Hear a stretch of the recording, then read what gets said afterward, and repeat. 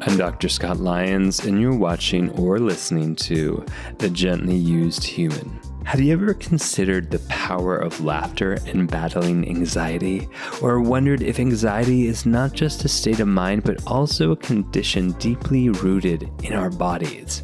And most importantly, if it's possible to unravel the complexities of anxiety and find solace in the present moment. Well, in today's intriguing episode, we're joined by Dr. Russell Kennedy, also known as the Anxiety MD. With his unique blend of expertise in medicine, neuroscience, and stand-up comedy, Dr. Kennedy offers a revolutionary approach to understanding and overcoming anxiety. He shares insights from his personal journey, revealing how comedy served as a counterphobic tool against his anxiety and how this intersects with his medical practice. Dr. Kennedy challenges the conventional view of anxiety, redefining it as a physical state of alarm that often stems from an unresolved trauma. He guides us through techniques to connect with our inner self and finds a sense of safety in the present. We explore the essential difference between everyday discomfort and lingering trauma and how focusing on the body's alarm signals can pave the way to healing. Let's get this going. Dr. Russell Kennedy, welcome to The Gently Used Human, my friend. We are so excited to have you here with us. Dr. Scott Lyons, I am feeling the same way. Now, I don't know very many other doctors who are also have a background in stand-up comedy. So I feel like we might be long-lost twins in our lifetime. Maybe. I mean, I think it is two different parts of your brain. You know, there's that left-sided analytical linguistic side. And then there's that right-sided kind of artistic, hey, look at me kind of thing, right? So I noticed that I have a real... histrionic side. There's a real dichotomy with me. Part of me loves being seen and part of me just hates it. So, So I think doing stand-up comedy for 10 years was kind of like a counterphobic response to me. Like I'm afraid of people. I'm afraid of crowds. Had a little bit of bullying through school. So it's like crowds make me pretty uneasy. But it was my way of kind of like Freud's repetition compulsion. It's like put yourself in that reenactment, as you call it in your book, right? Put yourself in that reenactment and see how it goes. And there were some nights, I mean, I remember in Cranbrook, I had to do stand-up comedy at a funeral.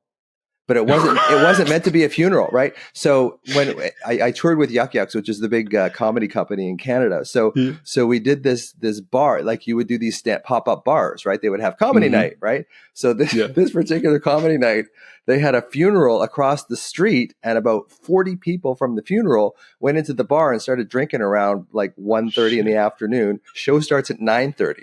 So you can imagine, it was just mayhem. It was just What kind of funeral goer heckling did you have to deal with? Well, they just wanted to talk amongst themselves, right? They just wanted to, it's like Mike Myers, talk amongst yourselves. Yeah. But they were so loud and they were right in the middle of the venue too. So people actually came for the comedy show that sat around the periphery.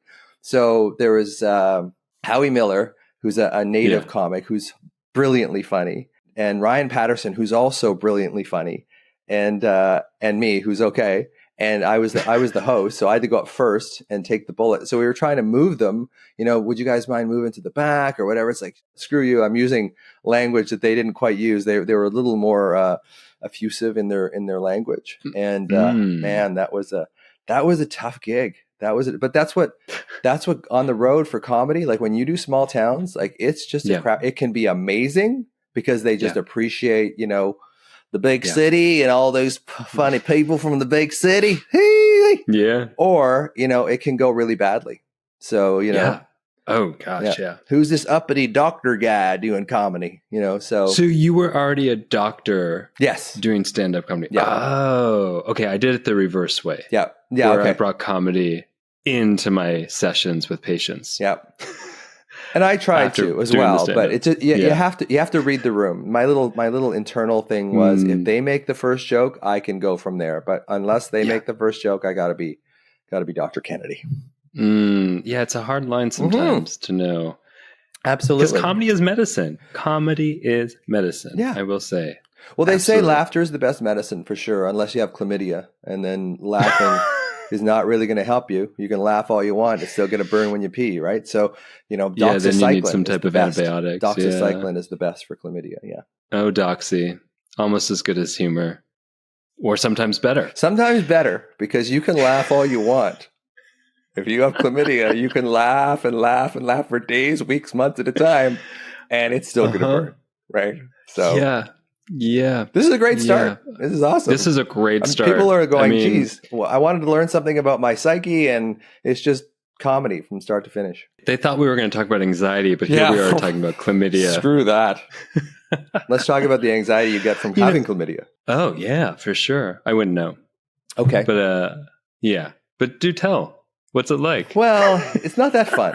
It's not that fun. Speaking from long lost experience, this is years ago, But I knew what it was, and I knew how to treat it, so I didn't have to go see anybody, because it was just like, well, we got this in the cupboard. I'll just see if this works, and it did. So that's probably what it was. That after show activities, the folks who stay after your shows, and they're keen to be a groupie. They've been drinking, and that kind of stuff. Drinking. You look a lot better after a few mildly drinks. funny. It's romantic. Exactly. How did you go from doctor to comedy to comic to doctor again? Well, I did it at the same time. So basically, what I would do is I would work the urgent care clinic in downtown Vancouver, and I had day shifts because I had built up some seniority there. And then I would just go and do the clubs at night. Like, we had a bunch of clubs in Vancouver. We had Yuck Yucks. We had there's Laugh Lines. It's just outside of Vancouver. We had a bunch of clubs. So, and then we had all these pop-up venues too. So I'd finish my shift around 3 because I did the 9 to 3 thing. And then the shows would start around 8:30 or 9. And they pay you in beer, which is bad. So they give you, you come on stage. I mean, the bigger show, like Yuck Yucks, like the major venues pay you cash for sure. But the smaller little sort of pop-up venues, there was one called the Urban Well there that Robin Williams used to show up at quite a bit when he was filming a movie in Vancouver. So I got to know Robin Williams a little bit, which was great. Wow. He used to call me Doc. So he would come in and we'd have a little chat about our daughters. And he's no stranger to anxiety, nor was I at the time. So it was just, I have a little picture with him and that kind of thing. And just, it was just a really nice, it's a nice outlet, when you're in that left brain kind of buttoned down. And you have to have this certain persona as a doctor. And then people would be uncomfortable with me as a comedian, because in a way, as a comedian, you're kind of like their servant in a way. You're like their entertainer in a way. And then you're their doctor. So it's like you're kind of above them and below them at the same time, right? So it's a really interesting kind of thing. And some people just wouldn't like it. Not that I was overly dirty. I mean, I didn't tell a lot of chlamydia jokes back then, but there was a few. And, it's just, I think you save them all for today. Yeah, exactly. And people get used to pigeonholing people in a certain role. And if you're outside of that, they really get a little strange. It does. They get a little dramatic, to use your. They get a little dramatic. Yeah. As I was a therapist during the day at that point, and then doing drag stand-up at night, it was, maybe a little uncomfortable for folks. Yeah. Well, you got to balance, right? Like you got to look after yourself in a lot of ways. And I think stand-up for me was kind of the saving grace. I was burning out of medicine very early. So stand-up gave me just a little relief valve so that I could go back and go in and do. And plus, as a doctor, I really had this feeling at a consciousness perspective that I wasn't really helping people. Like, just other than the chlamydia. I mean, you're fixed that, they're grateful. But, chronic illnesses, emotional things. I mean, basically it's, as my uncle Colin from Scotland says, it's kind of like the order of the rotating pen. Like, you come in with anxiety, depression, eating disorder, whatever it is, and basically you walk out with a prescription.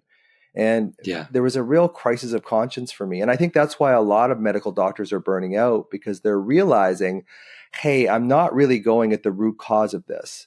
I'm just giving you something to mask a symptom. And then there's side effects from the medication, which we have to give you different medications for. And it just becomes this cycle. And it was very dissatisfying for me, because one of my little spidey senses is I can see where your trauma is. I can see where you hold it in your body. I can see where it comes from. Like, sometimes I'll see visions of you actually being spanked, or not you, but maybe. But I would see these things, and then I've got 7 minutes, to someone who's been like physically, emotionally, sexually abused. And it's like, what do you do with that? Like, all you can do is give them a medication and kind of reassure them as best you can, because you can't get into that trauma, because as soon as you open up that can of worms, that's an hour, and I've got, Yeah. 30 people waiting for me to see me that day. So it was a real, that's why I burned out of medicine. That's why I had to leave, because I just felt like I wasn't doing what I needed to do. And now I get to spend 90 minutes with people if I want.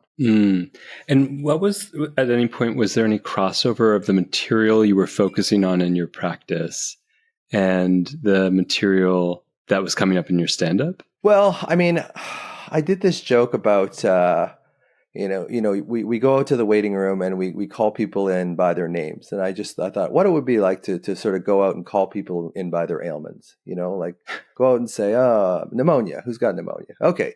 Premature ejaculation. Who's the premature ejaculator? Who's, I don't remember exactly my rhythm at the time and that sort of stuff, but it sounds like I did a lot of sex jokes, which I didn't, but it was just poking fun at the medical community. That's what I was kind of doing, and just sort of, I didn't know it at the time, but just showing the inefficiencies, because I know so many people who have been in therapy and everybody I know has had a bad experience with a medical doctor. Everyone I know, there's no person I know that hasn't had a bad experience with a medical doctor. So it is one of those things that I tried to be connected to people.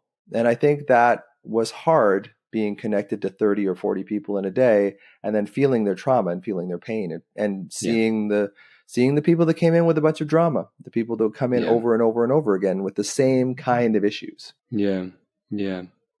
I think, I don't know if it's the same for you, but what I found was all those skills I had developed through doing, improv and stand-up comedy really translated over into working with patients. It's like the ability to be in flow with them, as opposed to having some prescription type dialogue skills. Like, this is what you say when they say this, but actually be more fluid and in the moment, really made me a much better practitioner. Because, I think you're actually getting into the emotional part of their system, right? Because we're all shielded. We all have a certain kind of persona that we put out to the world. Or I'm writing this article right now called Persona. So an N instead of an M instead of an N, because how our body feels is how our personality is going to come up. Like, if you're feeling great in your body, you're probably going to be close to your real authentic self. But if you're feeling anxious or depressed or, scared about something, you're going to develop this defensive personality, which isn't really who you are. And I think a lot of what we do in helping other people is sort of, how can we move from their defensive accommodations into a place of realness while they're still feeling safe. You can't shove them in too early, and then get at the real issue, the real heart of the matter, as opposed to just kind of superficially dealing with their complaints. And I think in medicine, we kind of lean towards superficially dealing with their complaints. And, I think it just was the main reason I burned out, for sure. Yeah. Now, your work now, which is that you have been working towards redefining the understanding and the treatment of anxiety. Yeah. I mean, you're the anxiety MD. Yeah. Trademark. So let's deconstruct the shit out of that. Okay. What is the classical concept of anxiety, and what is your redefining it? Yeah, the classical look at anxiety or diagnosis is a disorder of the mind. Just excessive thoughts, hyperreactivity. And I reframe that in saying it's really a state of alarm that's held in the body. Now, we can't separate the mind and the body. It's a great construct to say, hey, we hold trauma in our bodies. And I think that to some extent that's true.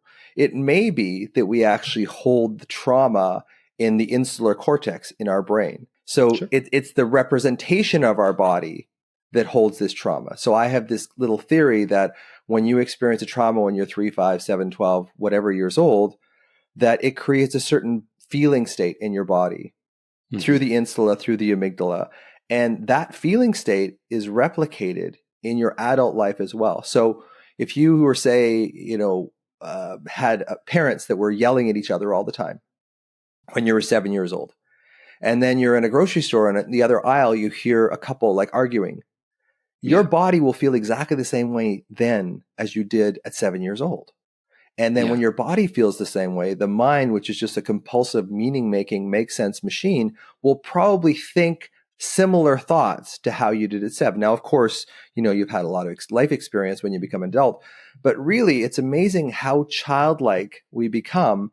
And on top of that, we don't notice it. So redefining anxiety as this alarm that we hold in our system that's only really reflected by the mind. So it's kind of like looking in the mirror and trying to reach into the mirror and change the reflection.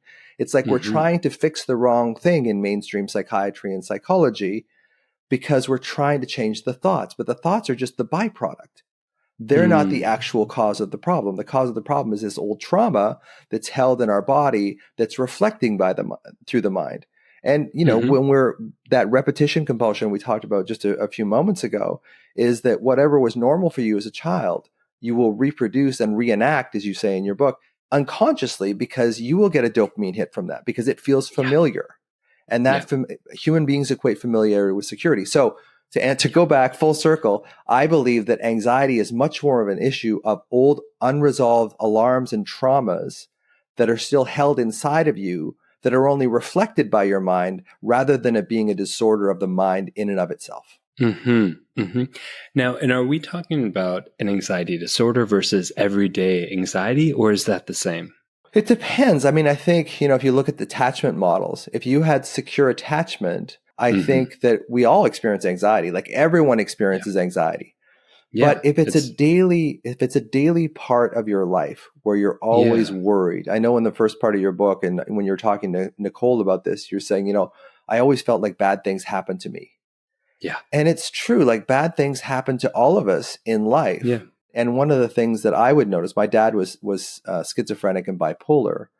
So bad things would happen. He would go schizophrenic. He was never abusive or violent, but he would lose his mind, either go depressed or manic. And it was very uncomfortable for, the oldest boy in the family to see his dad go nuts like that. Yeah. So there was this chaos. And sometimes he'd be fine for 12 or 18 months before another schism would happen. So in my little brain, it was like, well, don't get too comfortable because this is all going to go to shit again. So just, keep yourself at a hypervigilant level so that you're ready for it.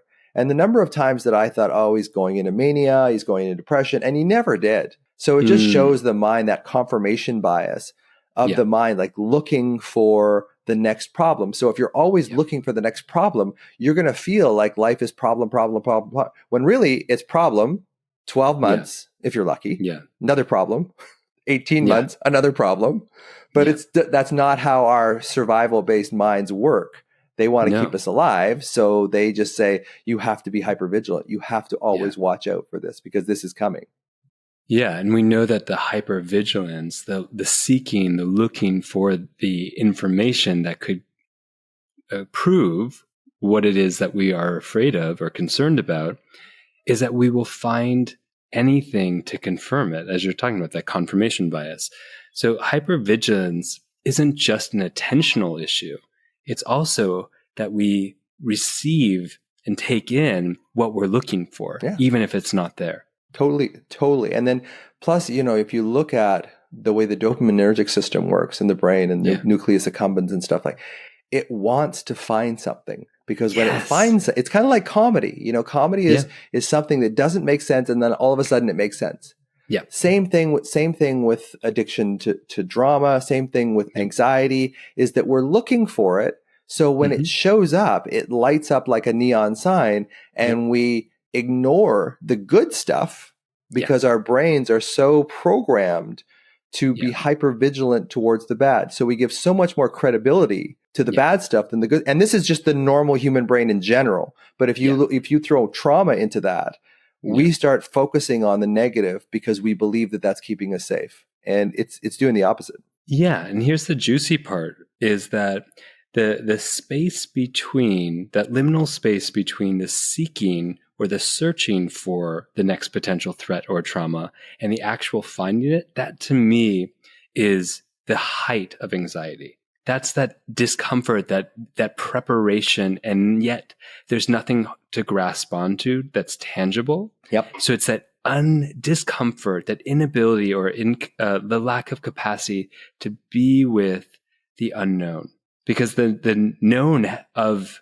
what we're looking for and seeking hasn't arrived to us yet. Or even if it was there, we don't see it. And this is your Yeah. concept of revving, right? Like, it's just like, okay, I don't feel comfortable with the calm. I don't feel comfortable when things are good, because when I was a child, the other shoe always dropped. So there's this revving. And I remember reading that and I thought, oh yeah, that's so good. I love that term, revving. And I've been using it with my people as well. And then I have this image, like, a tachometer, like in non-electric vehicles. And it goes up, and there's the red line when you get to 6,000, 7,000, 8,000. It's like, okay, the first stage is revving, and then you go red line. And then when you go red line, basically the pistons explode and the engine explodes. And this is what you're talking about. The whole thing goes up.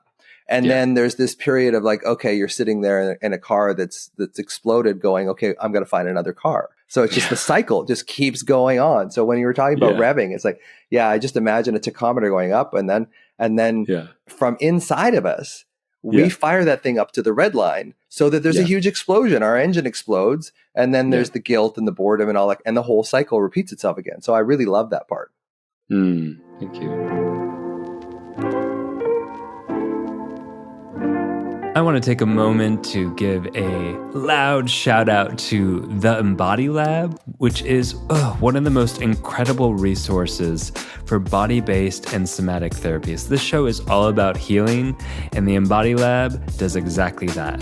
Whether you're on your own journey of transformation and discovery, or enhancing your skill sets in your career as like a coach or a therapist, a body worker, or really any career where you are supporting other gently used humans, the Embody Lab is your place for deep, inspiring, and impactful workshops, certificates, masterclasses, and an incredible community of like-minded folks. I love the Embody Lab, and so do so many other people that call it a platform to come home to over and over again. The Embody Lab is giving my listeners an exclusive offer, a one-time 10% off code to enhance your embodied well-being. All you have to do is go to theembodylab.com and use the code GentlyUse10 at checkout.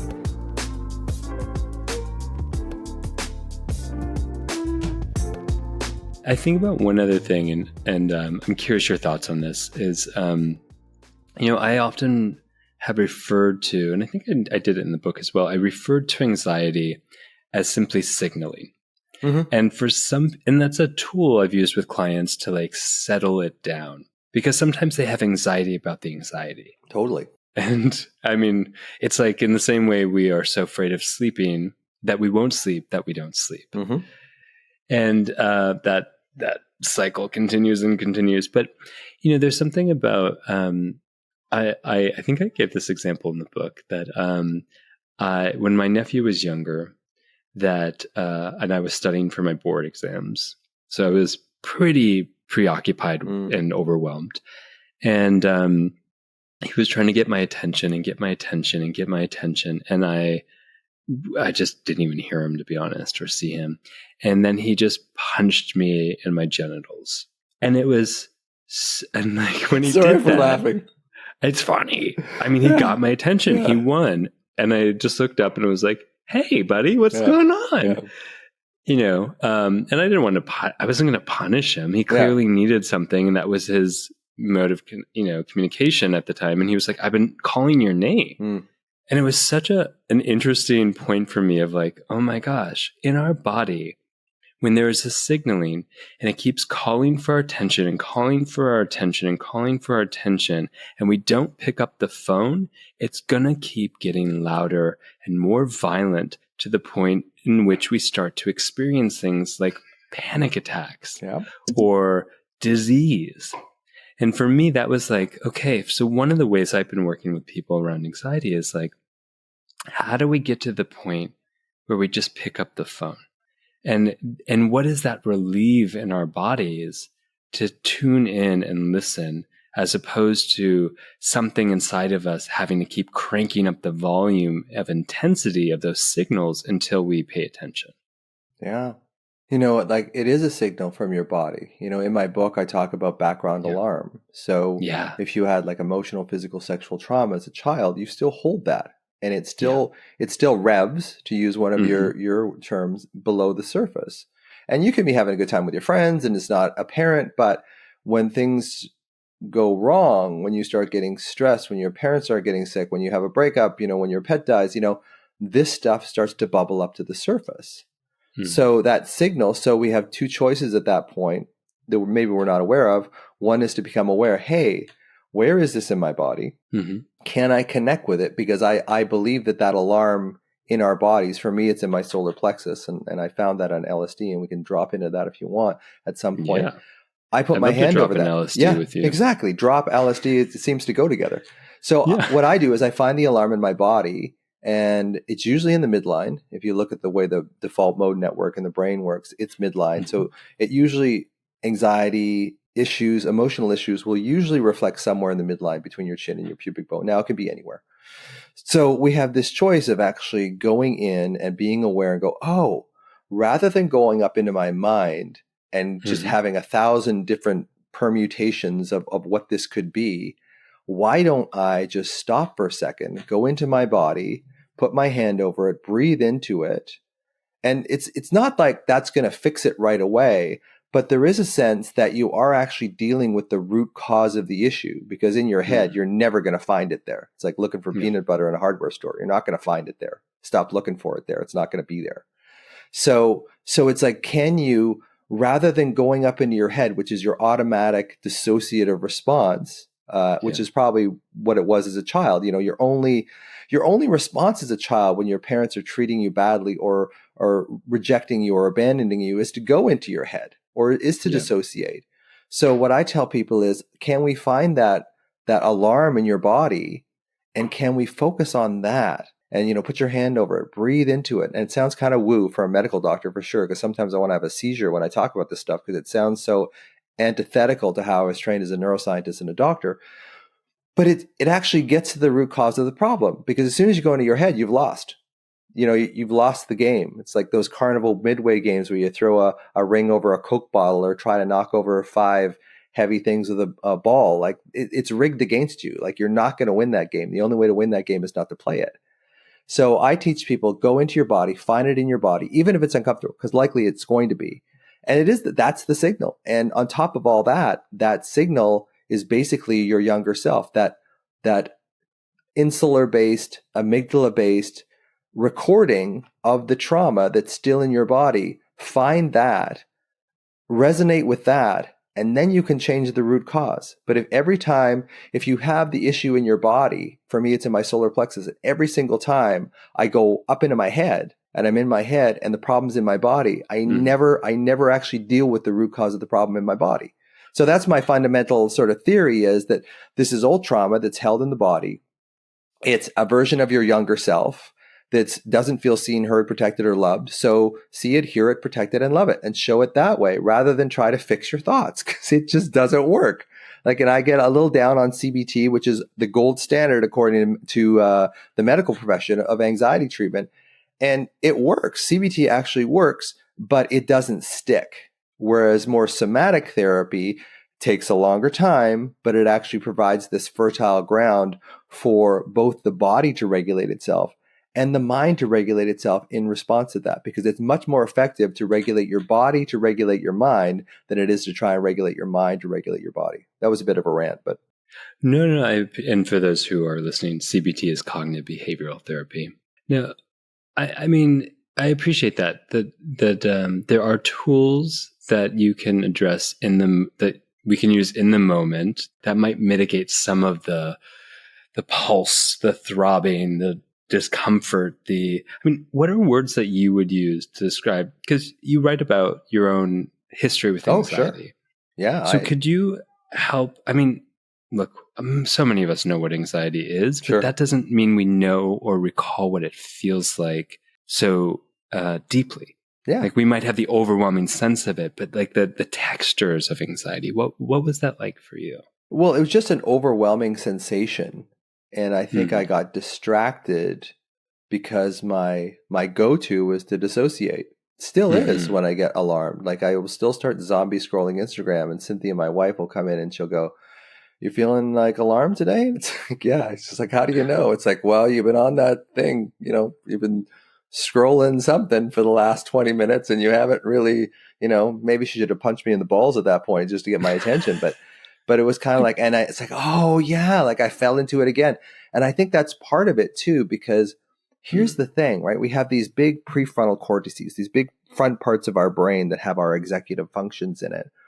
But when we get into survival physiology, when we start Mm-hmm. secreting norepinephrine in our brain and the HPA axis creates all this adrenaline in our bodies and cortisol as well, we paralyze that cognitive part of our brain. So Yeah. going back to cognitive behavioral therapy, which I think is very helpful. I'm Sure. not down on it. It's just it's not going to heal you. It'll help Yeah. you cope, but it's not going to heal you.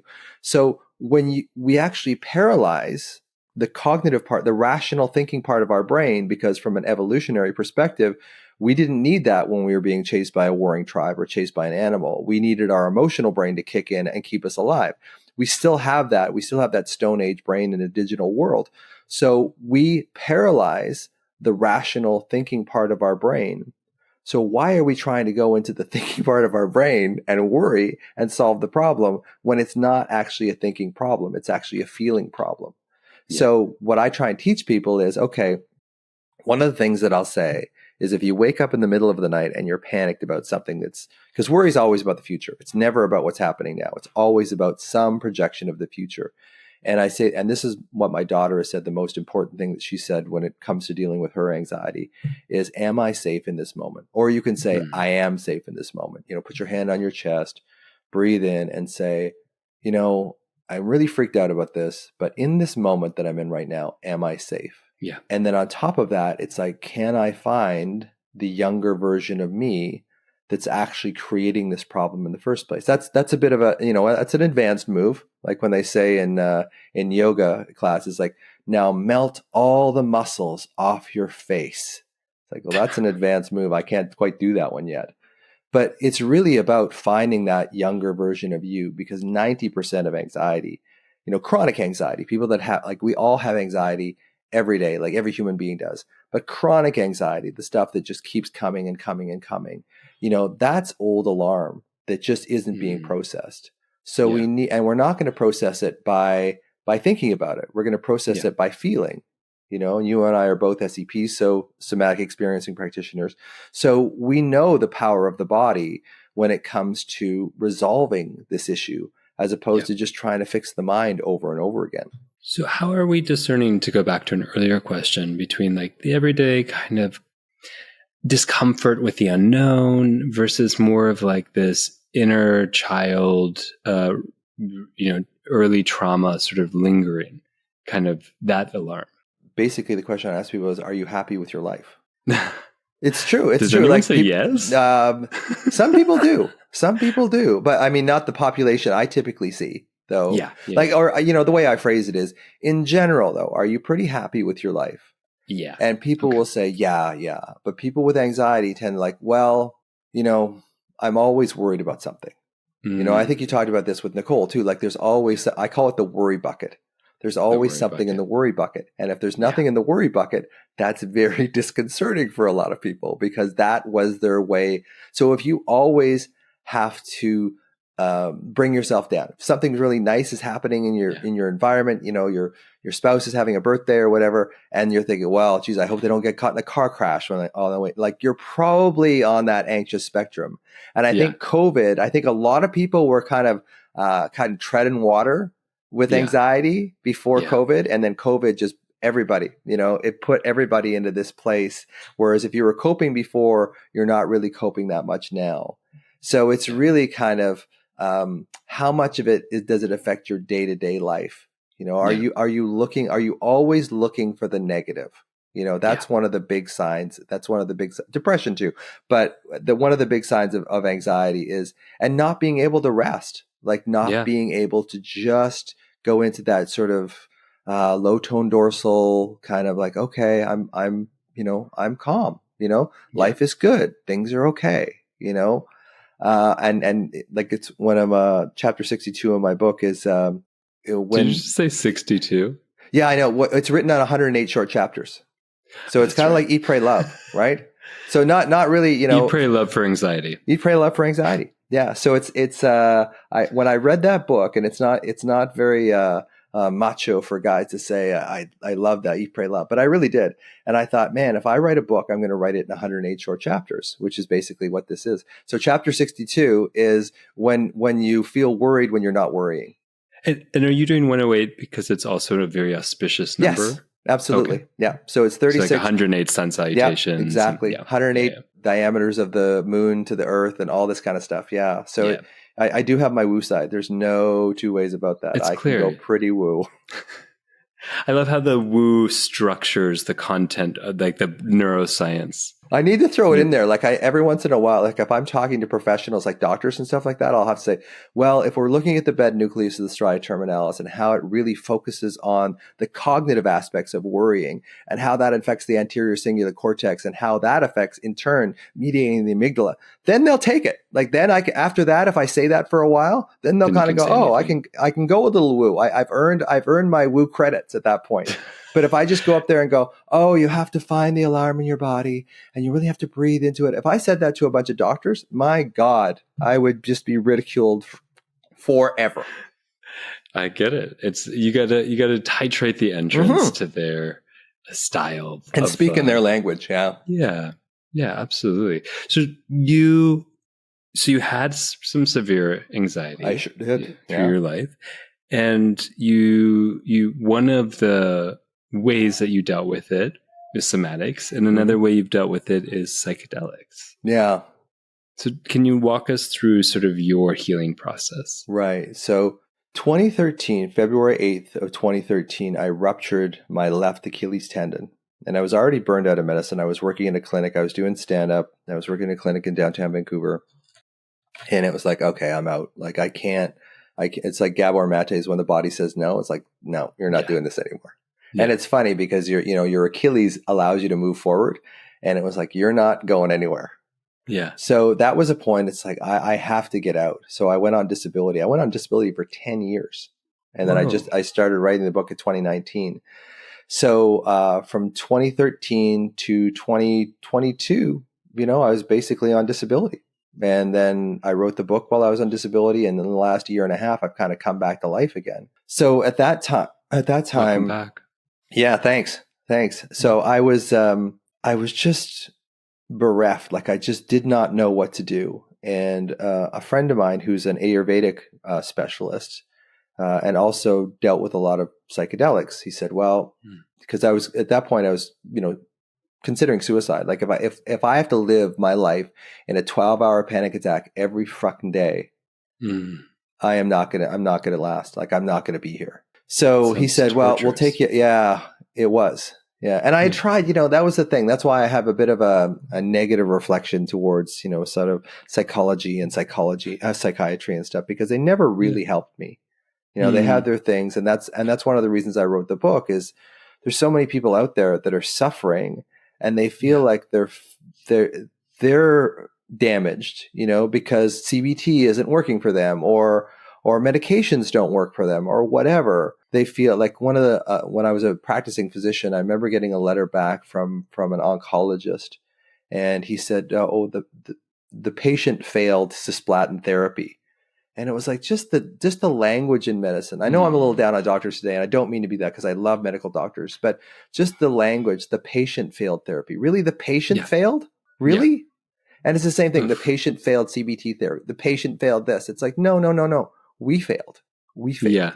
Right? Yeah. So that's why when I wrote the book. They'll take the success, but not the failures. Oh, it's terrible. It's which actually ingrains them deeper in this pharmacological model. So anyway, don't get me started on that. But back in 2013, my friend took me on this journey with LSD. And on LSD, as I was coming out of it, because when initially my mind was completely fractured, I had no idea like what the hell was going on. But as I was coming out of it, I got this message, and I still don't know how, but it was like, hey, your anxiety isn't up here in your head. It's actually here in your solar plexus. It's purple, it's sharp, it's a pressure and a pain, and it pushes back onto your spine and into your heart. And it sort of radiates into your throat. It's like, oh, okay, well, that's interesting. And then I did ayahuasca after that, which kind of, blew the back of my head off. And both of the experiences were not pleasant. Like, I don't recommend psychedelics to people with anxiety. I just don't, because I think we're control freaks to start with.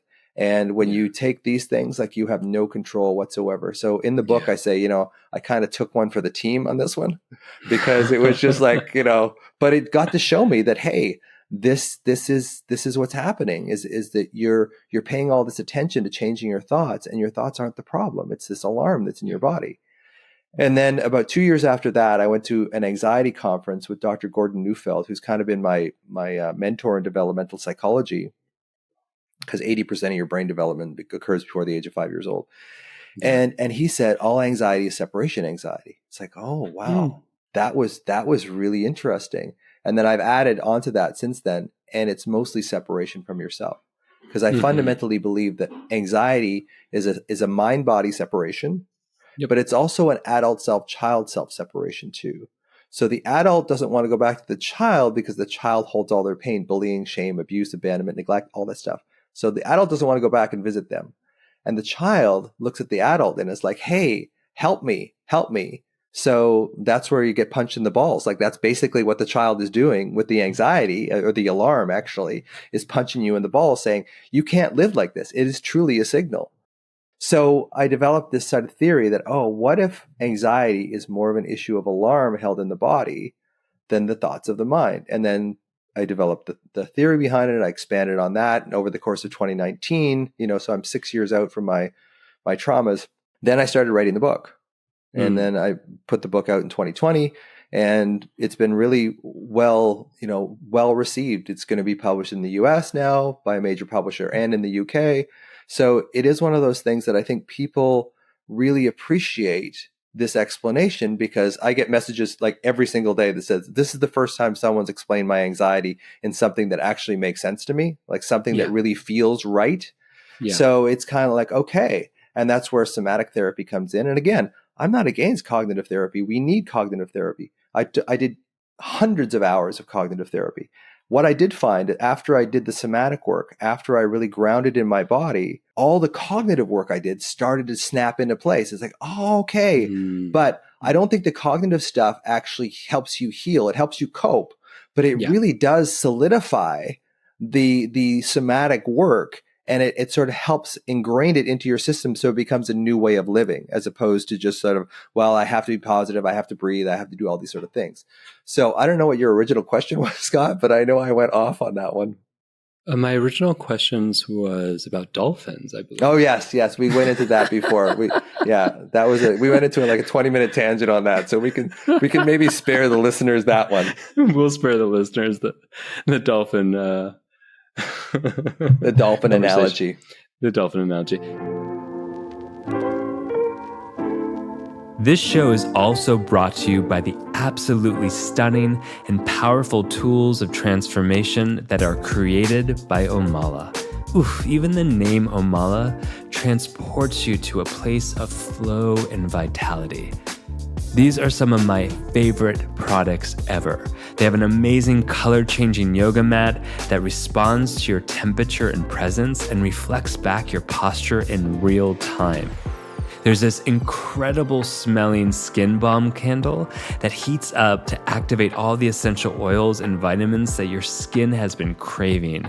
I mean, look, if I could live in a giant bath of this candle, I would 100% do it.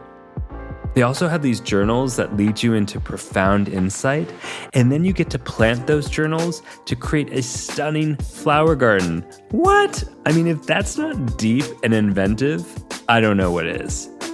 If you're someone who desires to live a luxurious flow of life and who believes in transformative wellness, then you have to check out Omala. Omala is giving my listeners an exclusive discount to treat yourself to something that is as special as you, boo. All you have to do is go to omala.com, that's OMALA.com, and use the code DrScott10 at checkout. And a portion of every purchase goes to an incredible charity. You got this. It sounds like, that's interesting. I haven't heard other people talk about like, hey, maybe if you have severe anxiety, psychedelics may not be for you. Mm-hmm. Because, I think there's kind of what I'm seeing more in the psychedelic world, or the world of psychedelics medicine, is that they're suggesting like, hey, there's something for everyone. This like, whether it's ketamine or MDMA or ayahuasca, peyote, yep. Yeah, that they all have a different giving, we'll say, of medicine, or a different approach that for all different types of conditions. So it's interesting that you talk about, and I'm not opposed to it, because I do think that not everyone is meant to do psychedelics, or that it takes a lot more preparatory work, often with somatics, and a lot of integration work, which is often missed. Yeah. Also ideally with somatics, and maybe even with cognitive behavioral therapy. Totally. Like the middle of the sandwich might be psychedelics, but a lot of the work happens before and after. And I think certainly, I would imagine, is what you might be saying, is a lot of preparatory work, if you have anxiety, is needed before you even venture into the world of psychedelics. I mean, I think MDMA, which isn't classically a psychedelic, because I've done MDMA as well, and it's kind of like, and not at a rave. I've never been to a rave, although I want to go, But anyway. I'll go to a rave with you. Sure. You could take me to a rave. But MDMA is one of those, it's a rare chemical because it hypes up serotonin and dopamine at the same time. Because usually serotonin is kind of like the like here and now, like, oh, I'm so zen. I'm so like, it's the, like, I call it like the stoner chemical. Like, hey man, that's really cool, dude. Whoa. And dopamine is like, okay, what are we going to do? Let's get going. Like dopamine is like Robin Williams. Like, there we go. So to get both of them at the same time, because you're still in control with MDMA. With the other ones, the true psychedelics, you're not. So I think that's not a bad place to start for people, because you just get filled with this sense of love. Like you just have this real sense of love for everything, whereas the psychedelics is kind of hitting an ant with a sledgehammer if you're not ready for it. So, and I have had people have really good results with addictions from psychedelics, but not so much with anxiety, at least so far. So I think there's a cocktail that they are working on and coming out with that may be best for anxiety. But I usually recommend for people, it's kind of a last resort. MDMA, yeah, sure. Be prepared for that too. But psychedelics is really, when you're anxious, you're always looking at different permutations and what could happen and in control. And psychedelics completely take that away from you. Because I remember being on ayahuasca and my wife was with me at the time. And she says, I kept saying, there's nothing to hold on to. There's nothing to hold on to. There's nothing to hold on to. There's nothing. And it was a horrendous experience. It was easily, I've had panic attacks, and this was, ayahuasca was 100 times worse than any panic attack I've ever had. And I couldn't get out of it. Couldn't get out of it for 9 hours. Yeah, that's intense. Oof. I mean, that's I think that's helpful for people to know that it's not a panacea. Yeah, it's not a panacea. Thank you. That was the word I was looking for, but was lost and out there. To go back to the wonderful world of anxiety, or the popular world of anxiety, and by popular I mean, like, we know that the data shows that there's a 55% increase from like 1990 to 2019 of anxiety, like diagnostic, like anxiety disorders. What the hell has doubled the anxiety rate in just that short amount of time? Separation. Yeah. Like Gordon Neufeld Dr. Neufeld's words always echo in my mind. All anxiety is separation anxiety. And I think we're getting more and more separate from each other. Screens, especially with our kids, like our kids are addicted to screens, and you don't ever have to really deal with heartbreak or pain or loneliness. Like when I was younger, when I was a child, we never had, it was one of those things that if you were bored, you had to frickin' deal with it. Like you had to go into the shed and sort of nail some stuff together or whatever.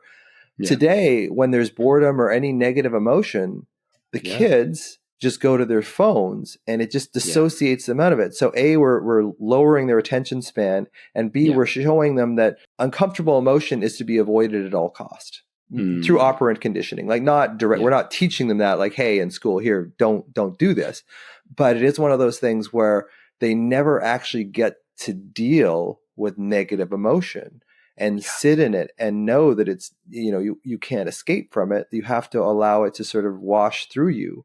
So if we're constantly leaving these kids in a place of limbo where they feel negative, so they go to their phone or their video games or whatever, they never actually get to deal with or learn how to metabolize this negative emotion. And if you can't metabolize negative emotion, then you're going to be in school going, you can't say these words because these words freak me out and I can't. And that's what's happening in society. We're seeing exactly that. So that's one reason. COVID was another huge separation, having masks. Like, we have this social engagement system that Dr. Dan Siegel talks about, eye contact, tone of voice, prosody of voice, body language, facial expression, all this stuff. When we have a mask on our face, a lot of that stuff is gone. Right. Yeah. So there is this sense, maybe not consciously, but unconsciously, this person's a danger to me. This person is separate from me. And we have a year and a half, 2 years of that. So that if you were kind of not dealing with negative emotion well before the pandemic, and then there was even more separation. So, the key to healing from anxiety, as a collective and as a single person, is connection within yourself and connection to other people. But we're not really getting to that. Netflix, people are staying at home at night. I drove downtown in my city a few months ago on a Saturday night, and there was freaking nobody downtown. 20 years ago, people would be at clubs and all that kind of thing. So it's one of those things that I think we're just getting more separate from each other, and we need each other. And the other thing is, human currency is dropping. Like the reverence that we have for other people is dropping. And, you see that in the States for sure. I mean, I'm Canadian, so it's like, we don't see it as much here with, we don't have the Republicans and Democrats and that kind of thing. But just the polarization and, and being fractionated out into, pro-choice, pro-life, gun control, no gun control, climate change, no climate change. People are being factioned out into these things, and we're not coming together as a collective anymore. There isn't that sense that we're a cohesive unit anymore. If you look at the 1940s and 1950s, people had differences for sure, but everybody was given a certain level of respect. We don't have that so much anymore. And I think that's one of the reasons why anxiety, depression, eating disorders, OCD, personality disorders, all this stuff, addictions to drama are increasing. If you look at Trump and like addiction to drama, like basically if you look at that thing, that's all addiction to drama. Yeah. Like it really is. Yeah. And it's addictive. Yeah. So, I mean, and if we were to like reframe it for a moment, because this is what I love to do, is to go, okay, so if anxiety is a signal, and the signal, the meaning of that signal is something is likely separated. Something in us is separated from ourselves, or there's a separation from our sense of environment or other people. And then if we follow the source of that signal back to home, like then we start to actually find more of that self, that part that's feeling lost or unattended to or unconnected to. Is that kind of the approach? But that, again, Scott, that's the thing about, we kind of need some executive function in that. We kind of need that prefrontal cortex to go, hey, you're feeling unsettled. You're feeling negative emotion. That's okay. Yep. Can you find that, and can you just stay with it rather than just immediately going into dissociation? Yeah. And a lot of the problem with that is that our brains get wired to dissociate automatically. So we don't even enter the stadium of being present because we don't see it. We don't even see it there. So it's so common to just distract into your phone. It's so common to maintain that separation or go into dissociation, which is even more separation, because as you say in your book, it's familiar. It's a reenactment of probably what happened when you were younger.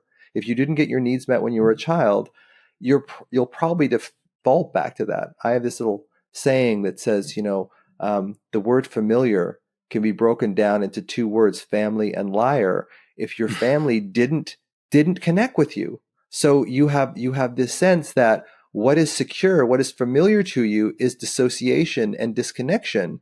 You will gravitate to dissociation and disconnection when you get stressed, which will of course make everything worse. So that's why we have so much more anxiety and depression these days, is because we're learning to use those mechanisms as almost coping strategies. So we're defaulting into this separation instead of, unfortunately, defaulting into something where we can see connection. And again, we need that prefrontal cortex to go, hey, smack, punch you in the balls, to use that analogy, and go, look, you're feeling uncomfortable. What can you do for yourself right now? And sometimes I tell people, like, get angry. Get angry, because angry will start mobilizing some of those like sympathetic chemicals that will allow you to actually make a change, rather than just going into this default place where, everything kind of shuts down. And that becomes a self-fulfilling prophecy, because when you're shut down, you just can't connect. Yeah. Oof. It's a vicious cycle. Yep.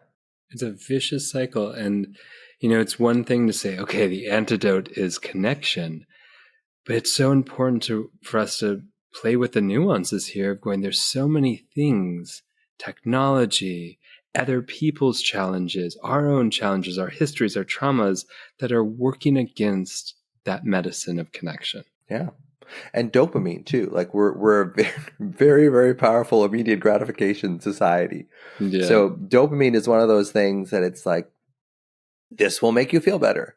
And it does, right? Yeah. So who wants to sit in something that's uncomfortable, knowing that the greater good is going to be served, when you can, go for dinner, or go on the internet, or go on Amazon, like, that's the problem, is that the brain, I love that book, Thinking Fast and Slow by Daniel Kahneman, because it's like, we can make that executive choice if we decide, hey, I'm not going to eat that chocolate cake. I'm going to do something that's better for me. But it's so grooved, just so grooved to kind of just take the easy, the brain is lazy. Like it takes the easy way out. And we have to kind of, and that's why I say sometimes, like, get angry, because one of the things about anger is it diffuses victim mentality. And so much of anxiety is predicated on victim mentality. And when you bring up some anger in your system, you start alleviating some of those chemicals that are based in victim mentality. And then you can actually do something for yourself, as opposed to just defaulting into, zombie scrolling Instagram, which I do. Well, thank you for just normalizing it. Because here's someone who's written a book about it. And this is certainly something I love on this podcast, especially, is when we go, hey, here's some experts, but they're actually humans, gently used humans, just like you. And just trying to do our best just to make it through this radical roller coaster we call life. Yeah. And the stigma, there's so much stigma towards mental illness and mental or, nervous system dysregulation and that kind of thing, which of course drives people into more separation. Now, it's hard because, especially, and I heard Brene Brown talk about this on Instagram. I was zombie scrolling Instagram. And she said, this man came up to her and said, can you sign 4 of my books, like for 3 of my daughters and my mother, or my wife? And we can't be vulnerable. Like my wife and my daughter would rather me die on that white horse than try to come off and just be vulnerable. And I think it's true, especially with men. Like, men have a lot of anxiety, but they don't have the words for it either. So it comes out in aggression. It comes out in alcohol use, all this kind of thing. So it's one of those things, like, how do we teach men to be more connected to each other? Now, men's groups are starting to come up they're becoming more popular, but it's such a huge issue, because a lot of the angst in the world is put in by men who aren't being seen, heard, loved, and protected from childhood. And then we blame men for the very problem that we've created as a society. And, that's another podcast, but it is one of those things that I see, is that vulnerability is not welcomed for men. And unless you can be seen, heard, loved, and protected, and, and tears, like Neufeld used to talk about the traffic circle, about, how we get out of this horrible alarm is with tears. Like, that's one of the methods. Like, your pet is still dead, you're still getting a divorce, like your external circumstances haven't changed, but there's something neurophysiological in tears that creates a different perspective on this thing on the external world that isn't changing. So that the external world hasn't changed, but your internal perception of it has changed. And tears are one of the things that do that. But we shut those out of men when we're younger too. So, the society's got a bit of work to do. Yeah, just a little bit. Yeah. So as we start to move towards a wrapping up, what would you say is like some of the things you have felt? I mean, just as a recap and Sure. a few other suggestions of like reconnect. What are the other things that are so significant for navigating and managing this pervasive experience of anxiety? I think it's just really I was going to say control your physiology, but just flow with your physiology, right? Like if you're feeling anxious, that's okay. Where do you feel it? Can you breathe into it? Can you stay with it as opposed to, distracting or dissociating into something else? Can you teach yourself to connect with the best parts of you? Can you talk to the younger version of yourself instead of, one of the things that I think that you said in your book is that when you don't have a strong sense of self, the inner critic takes over. And I have this acronym called JABS: judgment, abandonment, blame, and shame. And when we have issues in our childhoods and they're not resolved, we can't blame our parents because they're these omnipotent figures that are looking after us. So we develop this inner critic that judges ourselves, abandons ourselves, and blames and shames ourselves. And if that's our framework, we're not going to be able to kind of rise into this place where we're connected to ourselves. So can you stop judging? Can you stop abandoning? Can you stop blaming? Can you stop shaming? Or at least allow those things to be there and allow them to metabolize and kind of see and relish the child in you, because the child in you carries your very best traits, even though you're probably judging, abandoning, blaming, and shaming them. And look towards that, saying, am I safe in this moment? Bringing yourself into connection. But just mindfulness isn't enough either. Mindfulness will also help you cope, but won't help you heal. It's really about finding that younger version of you and showing them that they are seen, heard, loved, and protected, and getting past the resistance, because we have a stigma towards our own child. The child that lives in us. So it's really slowly and doing this in a titrated fashion to kind of just slowly bring that child into belonging. I have a picture of myself when I'm like 12 years old, 8 years old, 4 years old, and it's around the house, and I just check in with that child, as woo as that sounds, but it's just finding that younger version of you. Dr. Bruce Perry, who wrote the book What Happened to You with Oprah, talks about this neurosequential model of healing. And I think we have to go back to those dissociated parts of us that may have been 2 or 3 years old, and then we can start creating a new path rather than this reactive survival path that child had to take. But we have to go back to that point. We can't just fix things in our adult life now and expect that child to just sort of follow along naturally. We have to go back in this neurosequential model. Because if you look at the way the brain, this is what fascinates me. If you look at the way the brain develops, like it forms as a neural tube. So initially, what is on the outside becomes the inside. So it's funny, almost like a philosophical way, is that what's on the outside, which is what our outside environment, is now the inside, right? And then the brainstem develops. And if the brainstem, the bottom part of the brain that controls your body, doesn't develop properly, then the emotional brain that develops on top of that isn't going to develop properly. And if that doesn't develop properly, then the rational brain isn't going to develop properly. So we have to go back to that place, that childhood place, and show that child there is another way out. There is another direction that we can follow. And that's the way we heal. It's not just fixing your adult problems, because your adult problems are just a reflection of your childhood problems. All relationships are projection and transference. All relationships are projection and transference. And they all come from almost always the child in us.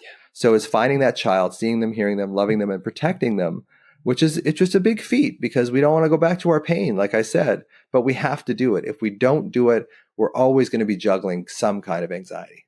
So let's heal that shit.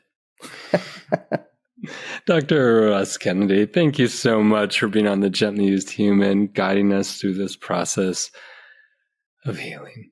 Thanks, Scott. It's been great chatting with you. I love your book. Thank you. I've listened to it twice. I will probably listen to it twice more. And yeah, thanks for the work that you do as well. Like I said, like before we went on air, it's nice to have a book that doesn't like deal with anxiety or depression or OCD. Like it comes at a very sort of approachable way, because we all know people who behave like this. And when you see it as a form of that, they're just trying to self-soothe, like they're just trying to get their needs met in whatever way that they weren't getting met as a child. So thank you for your book, and thanks for what you're doing in the world as well. Thank you so much. And where can people find you, listen to you, connect with you? Yeah, the Anxiety MD, not the Anxiety Doctor, the Anxiety MD. So Instagram, the Anxiety MD. My website is the Anxiety MD. Everything's the Anxiety MD. So I have a book called Anxiety RX on Amazon. I also have a program called Your Mind Body Prescription for Permanent Anxiety Healing, which has a yoga nidra in it and some meditations that kind of connect your adult self to your child self and your mind to your body in a better way than just kind of thinking about it. So I really love the program. It's been out for 6 months. There's 2,500 people in it already. So I'm really proud of it. And it's just my way of sort of giving back. You know, I dealt with a dad who was severely mentally ill, and I really felt sort of that he put a negative view into the world. And in a way, it's kind of my way, not of making up for that, but just saying, hey, Dad, you know, your pain meant something. I've used your pain and our pain to create something that really helps other people. And I think, you know, when I talk to my dad, he's been dead for like 35 years now. But when I talk with him, it's like, that's what I say, you know, like the book's doing really well. The program's doing really well. Like your pain meant something. Like your pain wasn't just in vain. So it really meant something. So thanks. Yeah. Thanks for everything, beautiful. Scott. Yeah. I really appreciate it. Thank you so much. And thank you for all of you who are tuning in to The Gently Used Human. Thank you for listening to the Gently Used Human podcast with Dr. Scott Lyons and friends. Visit gentlyused.com for fun extras, including submitting your questions for advice from a Midwestern mom. And don't forget to spill the tea and gossip about the show with all your friends and frenemies. And you know what? Show us some love by giving us 5 stars and leaving a review in your favorite apps. This helps us connect with all the other gently used humans out there. Oh, and by the way, you look fierce today.